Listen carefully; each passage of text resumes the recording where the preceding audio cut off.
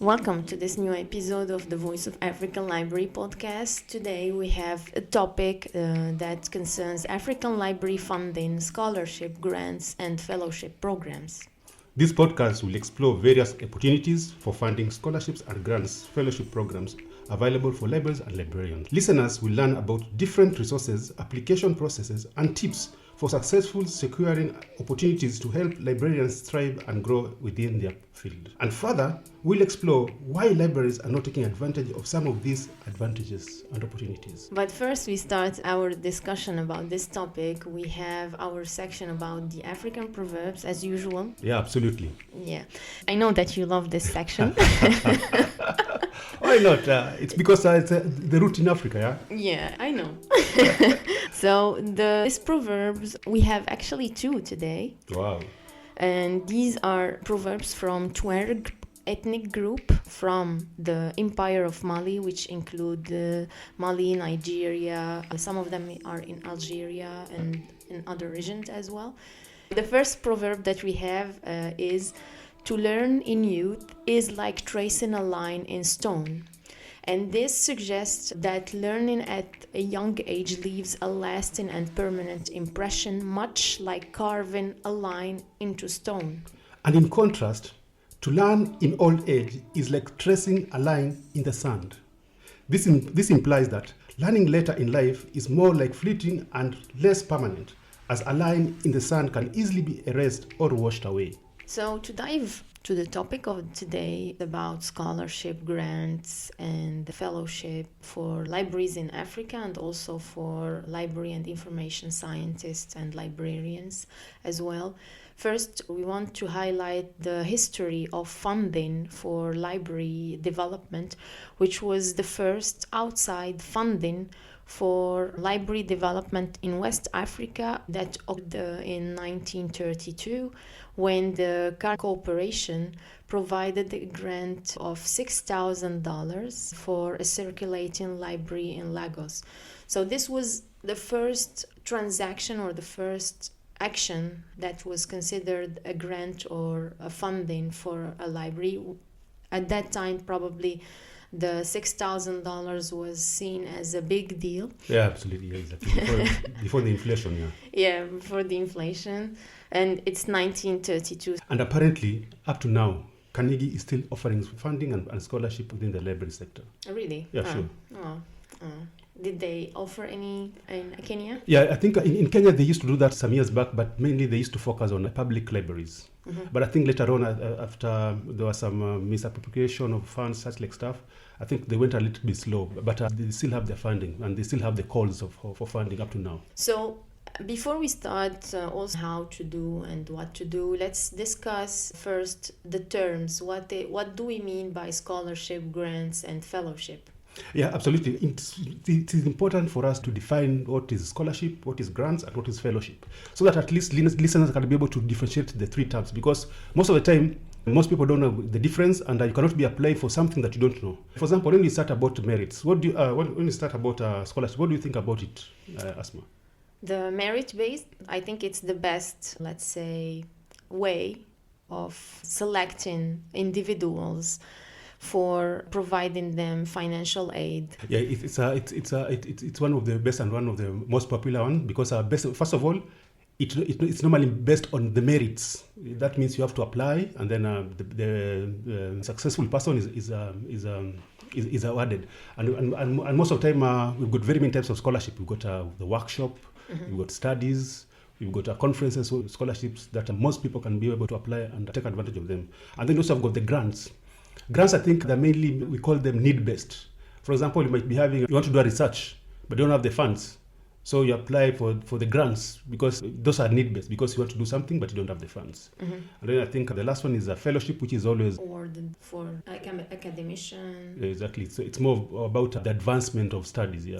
Yeah, advancement of studies or profession, like they are also provided for professionals to develop their field of study. So it's advanced. But I just wanted to highlight also about scholarships are mostly individual. So they are given They are given to individuals instead of organization or to institutions. But grants, they are funding that are either provided to individuals, but mostly to organizations. Exactly. And I think that's why we mentioned about scholarship are merit-based, that is individual, and then grants are need-based. Need-based, yes. And fellowship mostly also are individuals. They target researchers, professionals to, as I said earlier, to advance their career and their field of research or field of work. Let's speak about the grants and the external funding for libraries. Yes. And what is the intention of it? First, what are the types? Let's speak about the types of the funding. We have international agencies providing grants. We have either bilateral assistance programs, or we have individual institutions that are providing grants as well, or we have philanthropic foundations. Oh yeah, like for example, Bill Gates, it's like a philanthropic? Yes, and for example, we have an agreement which is bilateral assistance, we call it, between two countries. Let's say between France and Kenya. They want to improve Kenya's studies for French. So they have bilateral agreement, and then they start having scholarship for Kenyan to go to France or French people to go to Kenya to know more about the culture. So this is also, they provide also grants for this, scholarships, I mean. And we said international agencies, we can have, for example, let's say, like, taking IFLA as an example, and or the UNESCO that is given, for example, grants for cultural events or for cultural programs. So these are international agencies or international actors, and individual institutions that can provide, let's say, for a research, like a research center that is based, let's say, in the UK, and they need more researchers in this field from Kenya, and then they provide grants or scholarships or fellowships. It's a deep discussion that I'm also learning. Yeah, it's interesting because we think about this topic as well known from the population, but deep down we don't know a lot of stuff about it. Exactly, yeah. And I wanted earlier to speak about the categories that library aid can be identified as well. So we have personal development, why we need these grants for personal development, not personal, but personal, like the people working in the library or in the library sector. Collection development, we needed to develop a collection, or also we need it for library constructions. So we need it for infrastructure. So basically, that grants or is that scholarship? These are grants. Oh, exactly. These are funding. And there are also some grants for multi-purpose projects. Yeah, because a good example in Kenya, in 1985, Queen Margaret Thatcher, the late Margaret Thatcher, came to Kenya, and then he funded Moi University. The funding was to construct a library and a faculty of information science. Up to now, for a very long time, it used to be the best academic library and the best school of information science. It used to be the best school of information science up to now, I think. And the library, it was built from scratch. That means if you go to the library, if you want to see UK, Britain, just go to the library. Absolutely. And it's in Kenya. Oh, absolutely, exactly. Yeah, great. Let's go to Kenya to see some libraries. That's very interesting. Why this topic is very important from your perspective, Frederick? I think this topic is very important, and we cannot avoid talking about the program. Why? Because for a very long time, libraries, we've been sitting at the comfort of our desks. We've not been thinking about how we can be able to expand ourselves. And I think it's important that at least we should be able to highlight some of these issues so that they're well known, so that everybody should be able to know exactly that. All the time you're complaining that there's lack of funds, and yet there are very many avenues and opportunities where we can be able to get funds and be able to uplift ourselves individually, our organization, and our profession. Yes. And there is a problem that also I see when we try to speak about this.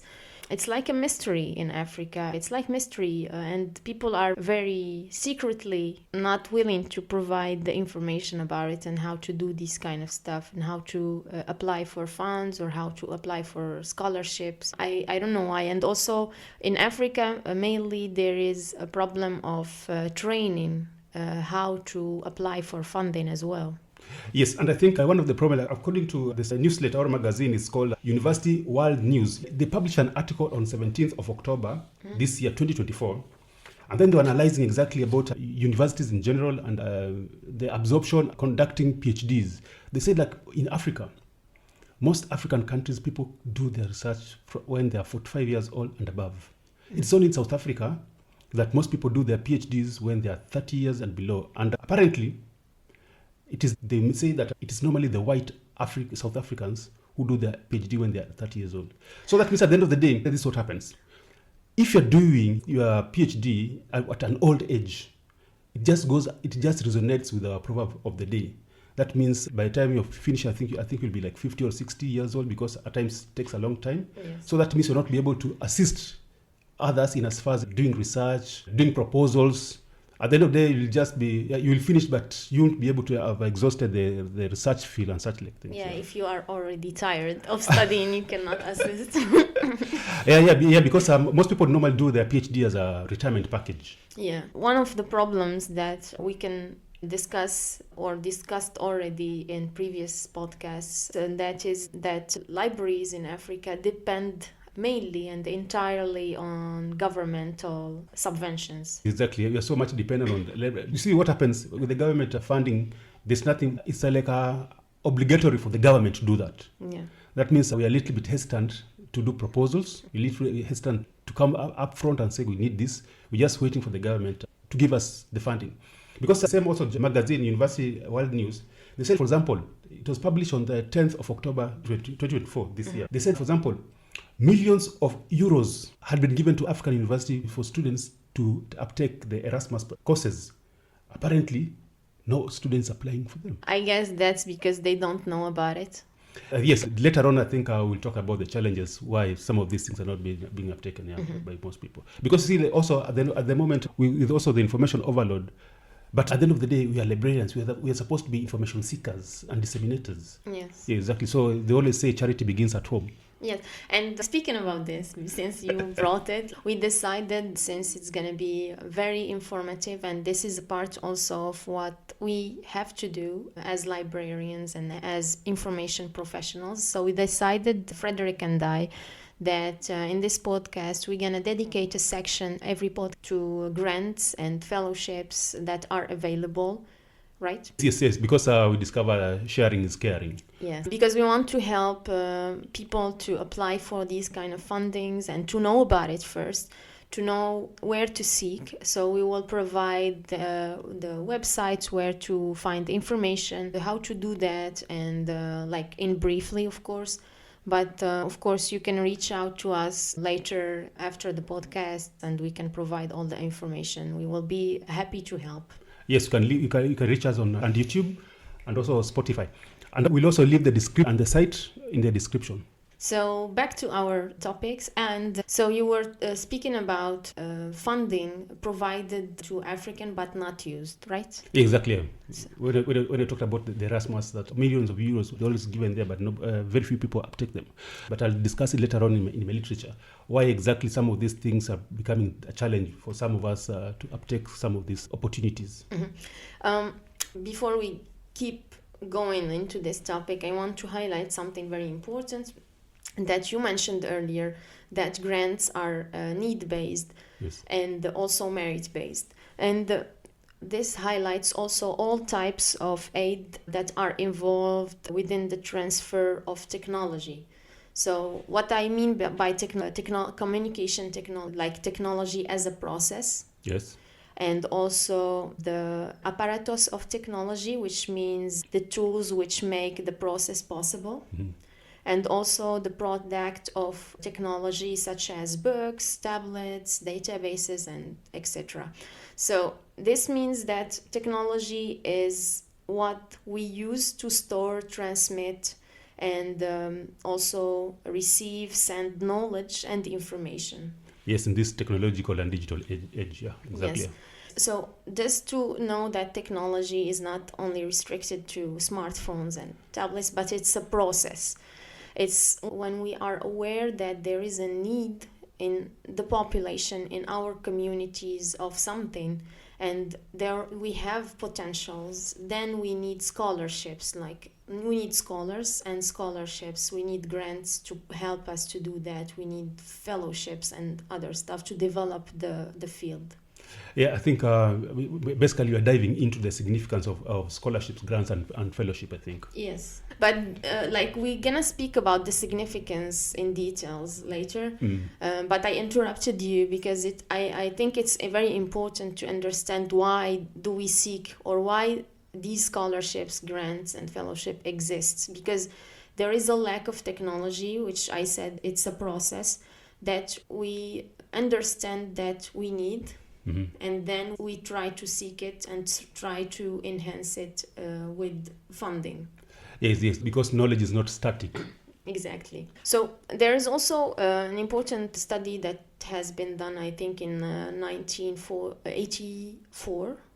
And it's still the same. It's unfortunate, like when you see the results in 1984, and it's still today, it's still relevant, which we said that African libraries are still dependent heavily on governmental funding and subscription services to help their funding, or fee for services, or in some cases that are not like that, are less than 10% foreign aid. So there is not a lot of hunting for grants from African libraries, and librarians as well are not doing a hunting job for that. Yes, absolutely. We are not proactive in as far as seeking for funding is concerned. I don't know exactly if it's because of the library organization, or is it because of the type of libraries, or is it because of the duties that you're having. But I think there's need at this current age and time to be proactive. Exactly. Because with the way technology is advancing, things keep on changing every now and then. So you cannot tell me exactly the users you're serving this year. They're the same users you'll be serving in the next 20, 30 years. Exactly. Exactly, and I think this is also part of the issue in the education of librarians as well, that they are not trained, or they don't have this part of their training, so they don't feel that it's necessary to do. So they are not being proactive in seeking grants for their libraries, or also for enhancing their learning in libraries. And when you talk about grants, scholarship, and fellowship, you're not talking exactly about just somebody supposed to be looking for a grant called library grants. At the end of the day, it will be a little bit difficult, because as you mentioned about technology, process, and such like stuff, yeah? That means you can still apply for funding and research in a multi-call, because the more you interact with other professionals and other fields, the more you open up yourself. And the more you open up yourself is the more now you can be able to have an innovative idea of how you can be able to understand your users, and how you can be able to integrate them with the current technology and whatever is happening in the society. Because innovation, they don't happen in a vacuum. Integrating librarians with engineers, so that you see exactly, if you go to a multidisciplinary workshops, conferences, you can be able to share ideas and be able to come up with an innovative idea, not necessarily looking for grants that just written library, just going to for a workshop on Koha, or going to a workshop on library classification schemes. It's supposed to be a multidisciplinary, my perspective. Exactly. And this is also part of the new mindset that we want to advocate for, that librarians should be entrepreneur, which means that they should seek opportunities and seek collaborations, not only with known grants but unknown collaborators. For example, now since IT is growing very big and internationally, so they can seek collaboration with international or multinational companies and so on. So this is also very important to enhance this. And I know that you wrote papers about the academic librarian entrepreneur. Yeah, exactly. Talk about libraries as impact-oriented and not routine-oriented. And this is also the change in mindset that librarians and African libraries also should have as a managerial impact institutions, not only for themselves, but also for their communities. Yes, absolutely. And I was also reading something very important, that when we seek scholarships and grants and fellowship, the most important thing for us, either we seek it through training people abroad, or also through local program, bringing people from abroad, training our local people. But the very concept behind it is to apply knowledge and skills with a minimum of foreign assistance. Yes, it's more or less like a capacity building. Exactly. Yes, exactly. This is also very important to when we are seeking grants. So what are the needs of the population, and do we have the people, or do we need training for them? Then we need scholarship, then we need grants, or we need fellowships. Yes, because there are two types of scholarship, apart from what you categorize. But in as far as you can do a scholarship within your country, and the other one that you go abroad. Either way can work, but at times when you go abroad, that means you'll come back with an open-minded, because you've seen what is happening over that place, and then later on come back to your country and then implement it, establish a capacity building within the organization. So that means at the end of the day, we grow together. Exactly. So the scholarship, for example, for an individual to go abroad is not only to get the technology or the knowledge from abroad, but also it's a life changing as well.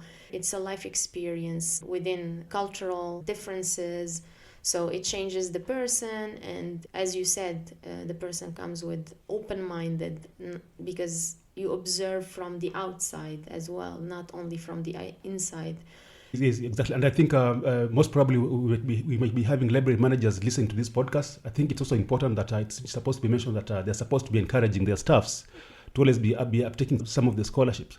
Because I know, like, for example, in Africa, in Kenya, I'm not mentioning the university, I'm not mentioning the department, no. But you used to find that whereby you find the head of the librarian, all the scholarships that are coming, it's him or her who is attending them. Yeah. So that means at the end of the day, it's like you are securing your job. That means you are the only one who knows. Exactly. It's like you are the holder of information, the only holder of information, and you're not providing it to others. That's because you want yourself to be more valuable in the market exactly. than the others. Yeah, so when there's a scholarship on cataloging, you go. When there's a scholarship on IT, you go. All the scholarship you're the one is going. So later on... And then you see the problem is when you come back, if you went for a scholarship that is not within your area, that means more or less you are more of a listener than a participator. Exactly. That means when you come back, there's nothing you can tell your colleagues. That means capacity building is zero. Exactly. So this is interesting. As I mentioned, it only values the person in the managerial position. And then we don't give any opportunity to the people working, serving with direct contact with the population and with the users. We don't give them the opportunity to also enhance themselves and also to seek other development. Yes, and apparently the librarians who are in the front desk are the ones who know the needs of the users, because they interact with the users on a single day. Yeah, exactly, on a daily basis. That's very important that you mentioned it. And that sharing not only for yourself, but also with your personal and with your staff in a different departments, in IT or in different departments. So not only librarians working in the library, because the library is a big organism. Yes, exactly. So even the librarians are supposed to, that's what I said, we are supposed to ensure that even if you're attending a conference, not necessarily the one that is librarians. Because there's a saying that says, show me your friends and I tell you who you are. Exactly. Yeah. We can speak about the significance of the scholarship and grants. You already mentioned open-minded and for personal and professional development, right? There is also a financial relief when it's on individual basis. You can study, you can develop yourself without worrying about what you're gonna eat or what you're gonna wear. Yeah, everything is spent for you. You just take your brain. Exactly. Yes, also the other problem that we have as far as African culture is concerned. Yeah. Most of us tend to get married when we're very young. By the time you're 30, People are thinking of doing their studies, you're thinking about raising your second kid, yeah. So obviously you're always financially struggling, yeah? Yeah. So scholarship will assist you some of these hurdles. So it will assist you, your kids not to suffer, because the scholarship will cater for everything. Yes, exactly. What else can we speak about the significance of scholarship grants and fellowships? Yeah, it also assists us for personal and professional development. So that means at the end of the day, if you are a librarian, you just being a cataloger, then that means you'll uplift yourself into a professional person. If you got a master's, you have a PhD. If you got a bachelor's, you'll have a master's, such like that. That is personal and professional development. And then also advancement of research and science amongst ourselves, because at the end of the day, some of this, out of that's when we'll be able now to be able to appropriate research, be able to know exactly how to do the funding, such like stuff. Because later on, I think we'll also discuss about librarians and researchers in the next podcast, so that we see exactly how they resonate and how they link up with the current podcast that we're discussing today. Exactly, and also the significance of scholarship also that helps us train and form the new future leaders in different domains, like the advancement of the studies of the field into their hands. Yes, absolutely, because what you studied in bachelor's or master's or PhD keeps on changing. So that means we need new skills so that we can be able to advance ourselves and also be able to be visionary leaders. What can we say about challenges against exploiting funding, scholarship and fellowship programs?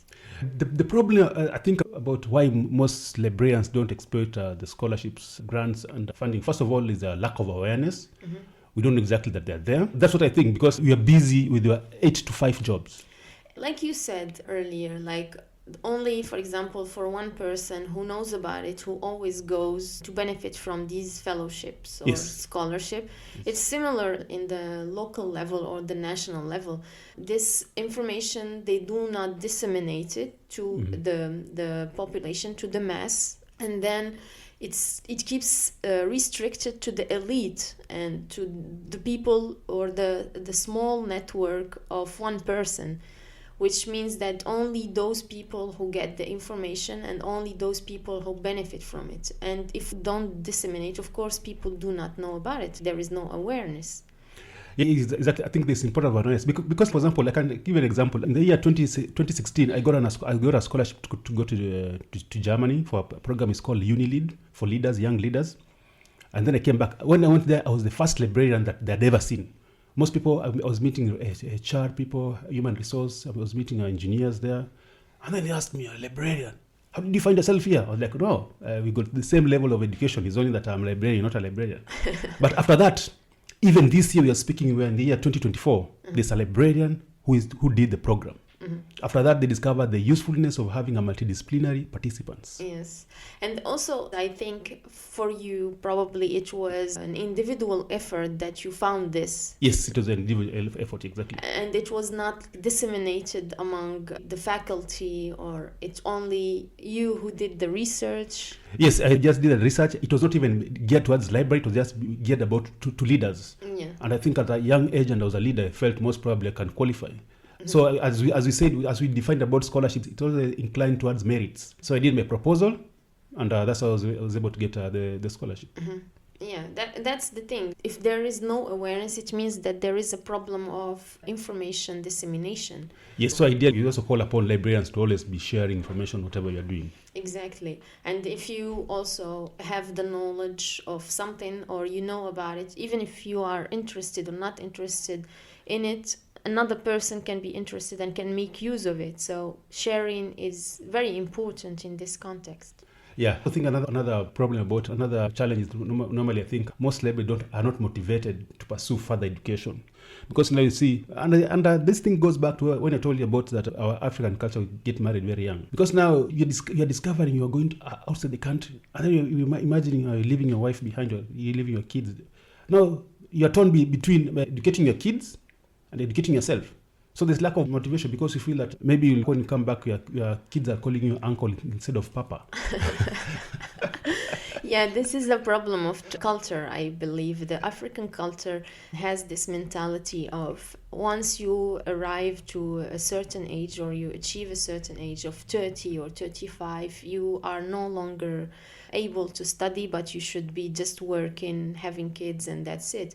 And as you said, this was like a cultural education that we saw before, and then we should like overcome it because it is blocking our advancement and our development. Yes, in short, it's killing our profession. Yes, and it's killing our motivation as well. If we keep thinking about, I arrived to this age, no, I cannot study anymore, I don't want to study anymore, I'm too old for that. Yes, and in fact, that's what I told you. Now, that's why most people normally do their PhDs after 45 years when they've stopped having kids. They know exactly their wives are very old enough.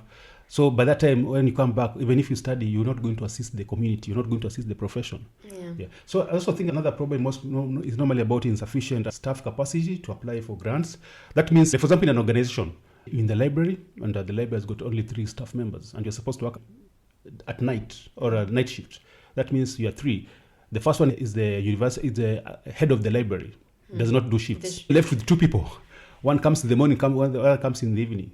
So that means if you take up a scholarship, then that means the job stops. Yeah, that's the thing. Like, this is one of the problems, that once you decide to go for a scholarship or taking a grant to advance your education, you are let go of the job. This is the first thing they do. They don't think of, yeah, we should push this person to have more education, to come back and train our people. Then we don't need other people to go any further. We will have this person training locally inside our libraries. But no, they keep you busy 8 hours of work, and then when you decide that you have to continue your education, then they decide to stop your work. This is a problem in Africa, actually. Yeah, because I know I've got a friend of mine who had the same problem, and then he came and told me the job has said I should either stay or I lose my job. I told him, you never. It was his first scholarship to go abroad. I told him, this is the only time you're going to take a flight. Yeah. Take it. Take it. This year as we speak, he was in Germany. Yeah. And when I told him, I think that one was in 2018.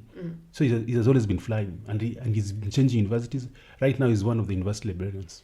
Yeah, because they stop your career advancement. They stop it with this mentality, saying to you, oh, if you want to continue your study, okay, we let you go. And then, yeah, we know that it is challenging also for an institution to keep paying you while you are not working and while you are studying, but at the same time it's beneficial for the institution, because when you are coming back, you are the one who's gonna train these people or the new people coming.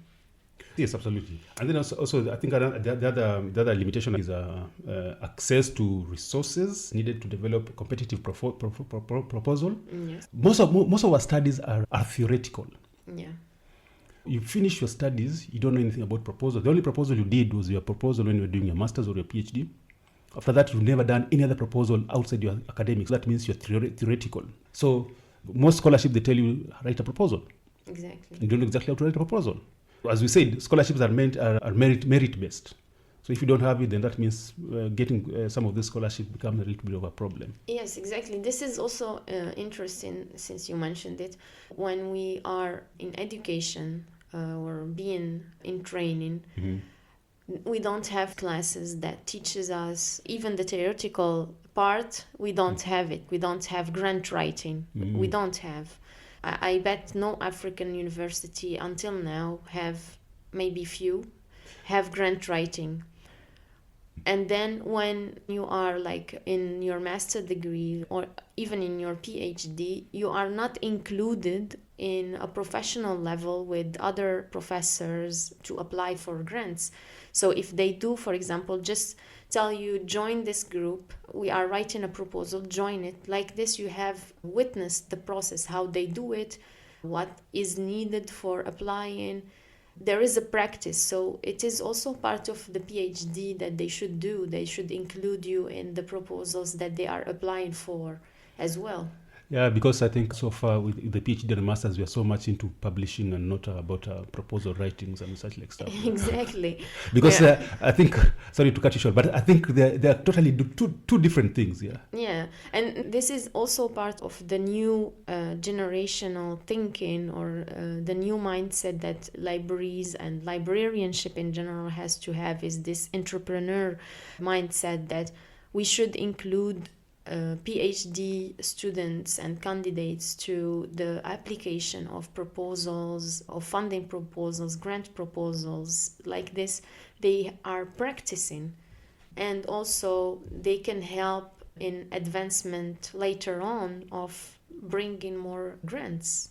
Yeah, exactly. And the more you have trained people, the more the sustainability. Exactly. And if you train them while they are in their PhDs, of course, when they go work in any other institution, they will have this practice, and it's going to be easier. Yeah, exactly. So that means it's more or less like what you said, a lack of appropriate training. Exactly. So I think also the other problem, most challenge might be, I think librarians are considered introverts. Sorry to say, but I think I mentioned, I think in one of the podcasts, I said that there's a time I went to a meeting, talked so much, somebody said, "Are you a librarian?" I said, "Yes." "You talk too much." Yes. Because we always consider they are very quiet people. I don't know exactly if it's the environment, because the libraries they always say, keep quiet. So you turn out to be ourselves, so you don't talk too much. Yeah, but like hunting grants, hunting scholarship and fellowship, you should not be introvert. You should be an extrovert. You should be like seeking, asking, don't be shy, because this is what also stops us from developing in Africa. It's that we always think that what people might think of us instead of what is best to do in this case. Yeah, because you consider yourself a minority. It's not that. For example, how many librarians do you know that they're so active in the social media talking about librarianship in Africa? Very few. Yeah. Look in US.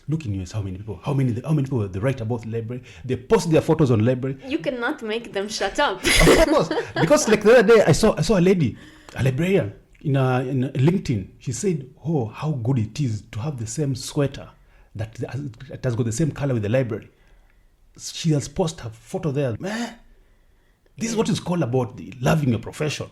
Yeah, because this is the new age of social media. Everything is done there. Like, people have to act and bring more attention to their libraries, bring more attention to what they are doing. And this is how they are assessed, like how active they are. Yeah, and I think most probably that one relates with the last challenge that I had. Most librarians do most people engage in librarianship as their last career, whereby you've tried being an elementary teacher. It's not, you're not getting a job. You tried being a businesswoman, business lady, is not getting a job, and then you discovered this means your mind is there is monetary gain, but not to advance. And that's exactly how it kills the profession. Yeah. Because I remember some years back when I was still the head of the library, our university manager, the vice chancellor, used to come and tell me, "I've got this relative of mine. Can you employ him or her?" I'm like, does he or she have a librarian skill? I say, no. And I'm like, but I cannot. And then he says that, but what does a librarian do? Because now it's people think you're just issuing books. There's more than that. Yes. But me as a profession, I said, I'm not going to kill the profession. Yeah. So if you don't have a librarianship, unless most probably I put you at the security, which does not require any skill. And up to now, any librarian who's listening knows exactly I've never employed anybody who does not have librarianship in the libraries that I've ever worked. Work ethics. No, I did not want to kill the profession. Yeah, and work ethics, of course. That's what we are advocating also with this podcast as well. Like, we need to have more library education and also employ people who have library education. I think we spoke about everything. We wrapped everything that is concerning the significance of grants, what they mean, how they can be hunted, what is the difference between them, and also the challenges in Africa. I think we mentioned about giving listeners some of the available scholarships. Yes, that's the section that we are gonna discuss now. Yes, so this section, as we promised in the beginning of our podcast, that we're gonna dedicate it to open calls and the current open grants, scholarship, fellowship available for Africans. We are focusing mainly on Africans, right? Yeah, I think this one's the only two today, and the 100% focused on Africans. Okay, so the first one, we have the Social Science Research Council Doctoral Dissertation Completion Fellowship. Yes, this is a scholarship that it's valued at $10,000 dissertation scholarship that supports the completion of doctoral degrees and promotes the next generation social science research in Kenya, Ghana, Nigeria, South Africa, Tanzania, and Uganda. The deadline, when it's going to be closed, is January 31st, 2025. And I think I'll put it in the description. Yes, we will put the link so people can check it.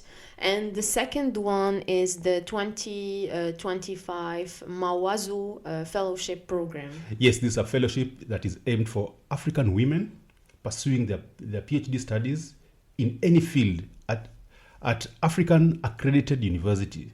The call will be closed on Sunday, 10th November 2024 at exactly 11:59 East African time. Okay, so this is mainly for African women who are doing their PhD and who are affiliated with an African accredited university. Yes, that means the PhD is supposed to be done in Africa, in exactly. African university. Exactly. Yeah. Perfect. And also we will put the link for more information about this fellowship. Absolutely. Right? And the fourth and the last section of our podcast, as usual, is dedicated to books and literature. Perfect. And of course, last time I started, of course, I leave the floor for you, Frederick. Absolutely. Let me break the tradition that ladies first, and I start head on. So today's book that I brought for discussion is called Dear Bottle. Dear Bottle? Yes, by David Mailu. So the bottle, it's used to mention about alcohol, because in Kenya especially, when you talk about brown bottle, people know exactly you're talking about some beers. So the author is called David Mailu, born in the colonial Kenya in 1939. Another Kenyan? Yeah, exactly. But this book is good. Okay. He's known as one of the most published African authors. He started writing in 1960s and 70s. The Dear Bottle is part of the larger body of his works. The book speaks of lives of an ordinary people in the East Africa, particularly those marginalized and struggling. The book narrates of stories about a man struggling with loneliness, poverty, and disappointment in the colonial Kenya. Written as letters, that means when you read the book, the main character is talking to the bottle. The book talks about how alcohol provides temporary comfort, but also makes things worse. Through these letters, Mailu highlights the challenges in modern life, such as inequality and feeling disconnected, while showing how some people turn to alcohol to cope with their struggles. Because, for example, in the book, you discover the main character is called Jumba. Jumba speaks to the alcohol. For example, in page 11, it talks to the alcohol, to the bottle, and say, "Bottle, kill me nicely. I want to go home and fall asleep flatly." And then at some point, he goes and says, now he speaks again to the bottle. "I'm displeased with myself. Bottle, what the hell did you do to me that I couldn't see the way to my safety?" That was on page 19 when he discovered that he had slept with a woman and he felt most probably he has pregnanted the woman. So Jumba's journey represents the struggles many people face while striving to identify for identity and meaning in a complex world. His experiences are central to the book's exploration of themes like addiction, hope, and self-discovery. That's very interesting. Is alcoholism very common in Kenya? Yeah, not very, but it's there. But now you see, most of the time when somebody is lonely, or somebody is stressed, ideally, most people always find themselves into the bottle. Yeah, the comfort of alcohol. Exactly, because people always believe it takes you away from the miseries. Yeah. But you wake up in the morning with some other symptoms. Other symptoms, exactly. And then unfavorable. And then you start blaming the bottle again. Yeah, what did you do to me yesterday? Because like in that book they're talking about the bottle, and then he was telling you, why didn't I play it safe? Thank you, Frederick. It was a very good presentation of the book from another Kenyan author. No, and next time, I promise. Another nationality. Yes, exactly. And for me today, Please surprise us. Yeah, it wasn't a surprise because I already said last time that I'm gonna speak about Khaldun, if you remember. Yeah, exactly. And since we are speaking about scholarships, funding, grants, there is no best way to talk about than this. So Ibn Khaldun was a scholar and historian, Arab sociologist and philosopher who was born in 1332 in Tunis, in Tunisia, and died in 1406 in Cairo, Egypt, at the age of 73. And his famous and well-known book is Al-Muqaddima, or the Prologues, which means the introduction. Mm-hmm. And he was considered one of the greatest social scientists in the Middle Ages. And as of the most impactful and essential work of his, Al-Muqaddima discusses an introduction of philosophy to history in general manner based on observable patterns within theoretical framework of known historical events of his time. And in Al-Muqaddimah, Ibn Khaldun describes the beginnings, development, cultural trends, and the fall of all societies, leading to the rise of new society that would then follow the same trend in a continuous cycle.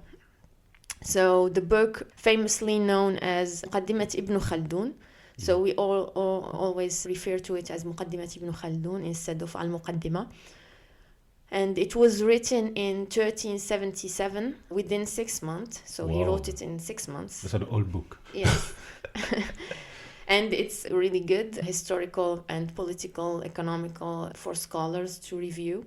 So this was the first of 3 parts of a project he worked on for almost 3 years. And his Kitab al-Ibar, he has this Kitab al-Ibar, which is a massive work of universal history that fills 17 volumes of 500 pages each in its modern edition. And Ibn Khaldun was later seen as an authority of political history. Despite the serious understanding and moderation between politics and religion in his book, Al-Muqaddimah, he remained unappreciated for extended period of time, and only few scholars who relied on his research and cited him. Especially by Arabs and Muslim world, so they didn't appreciate him a lot until late 19th century. And it was first discovered in France through the partial Turkish translation of Mehmed Perizat in 1748. And the Muqaddimah was first printed in 1857 as a standalone volume in Cairo and published in 1858. And one of the main concepts of Ibn Khaldun that he discusses in Al-Muqaddimah is, or Al-Asabiyya, what we call it in Arabic, which is the tribalism, or what is famously known nowadays in the modern era as nationalism. And he does not only discuss his sociological points and historical events, but also economy, politics, and other topics that reflects his time, but also we can refer it and reflect on it today. And it is one of the most outstanding scientific production of its time. And we still, as I said, rely on it until our present.